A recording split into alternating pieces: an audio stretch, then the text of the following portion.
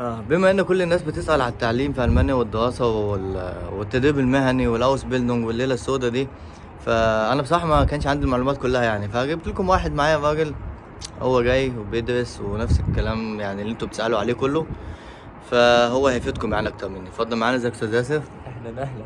اتفضل يا حبيبي، قول للناس جيت ازاي وعملت ايه وقدمت ايه والحاجات دي. تمام، انت بعد ما بتخلص ثانويه عامه انت مطالب ان انت بتعادل شهادتك من تمام. وزاره الخارجيه. بتعادل شهاده ثانويه عامه. بعد كده بتقدم ورقك في السفاره.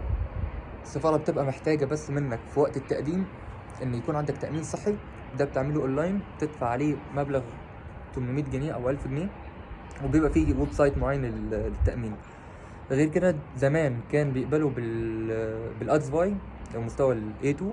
دلوقتي لازم معاك اقل حاجه بي 1 او بي 2 اللي هو البي 1 او البي 2 وقت التقديم. دي نقطه. بالنسبه للماده، لو هنتكلم على الفلوس، زمان كان 9000 10000 يورو كبلوك اكونت الزامي، دلوقتي رفعوا المبلغ ل 12000 القانون الجديد. تمام. فباختصار شديد انت محتاج اول حاجه تعادل شهادتك ثانويه عامه من وزاره الخارجيه، تعمل تامين صحي، يكون معاك مستوى اقل حاجه بي 1، وفي اخر حاجه خالص بتقدم البلوك اكونت بمبلغ 12000 يورو. يعني انت بتقدم على الجامعة يعني، ولا الجامعة اللي بتقبلك، ولا بتقدم فين بالظبط؟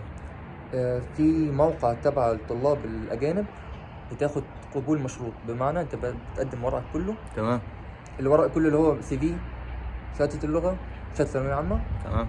ترفقها اونلاين، يجي لك حاجه اسمها قبول مشروط. القبول ده مش بيخليك تدرس في الجامعه على قد بس بيدخلك المانيا، وبعد كده بترجع تعيد تقدم على الجامعات مره تانية بسيستم معين بطريقه معينه عشان تكمل دراستك. يعني بعد ما تقدم ان انت تدخل المانيا اصلا انك تاخد الفيزا، فيزا الدراسه، اه وبتاخد الفيزا الاول وبعدين بتقدم، ولا بتقدم وانت لسه الفيزا ما خدتهاش؟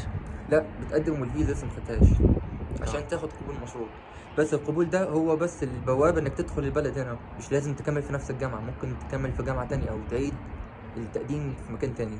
طب ايه الويب سايت اللي ممكن الناس تقدم فيه؟ يعني اسمه ايه الويب سايت الموقع؟ في موقع اسمه يوني اسيست. يوني اسيست. يوني اسيست تمام. الطلاب الاجانب او الجامعات الخاصه، بس الجامعه الخاصه انت هتتكفل بمصاريفك. بيدفع كل المصاريف يعني. وبيبقى بالانجليزي، وفي نفس الوقت انت اللي بتتواصل مع الجامعه بشكل دايركت. اما اليوني اسيست انت بتبعت كل حاجه عليه، هي زي مؤسسه. وهي اللي وظيفتها انك بعد ما بتبعت ورقك تبعت مبلغ معين. اول مره بيبقى 70 يورو على اول تقديمه للجامعه، واي تقديمه تانية بتبقى 30 يورو. طب الفلوس اللي بتحطها في البلوك اكاونت دي بتاخدها بعدين ولا بتفضل عندهم؟ المفروض دي بتكفيك لمده 12 شهر. يعني انت بتحطها في البلوك اكاونت، هم بيدوك منها كل شهر مبلغ ان انت تعيش بيه حياتك يعني. بالظبط بالظبط.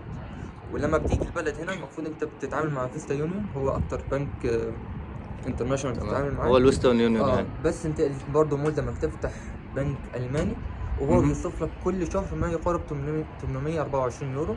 دي من الحساب الفلوس اللي حطيتها؟ من فلوسك انت. يعني الفلوس اللي حطيتها مش هتضيع عليك، انت هتاخدها كل شهر مصاريف. بالظبط. حلو.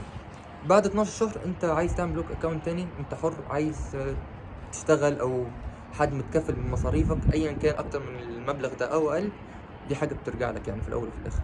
خلاص، حلو زي الفل كده، ونتمنى تكونوا استفدتوا وتكون معلومات كافيه، واي حاجه تقولي في الكومنت.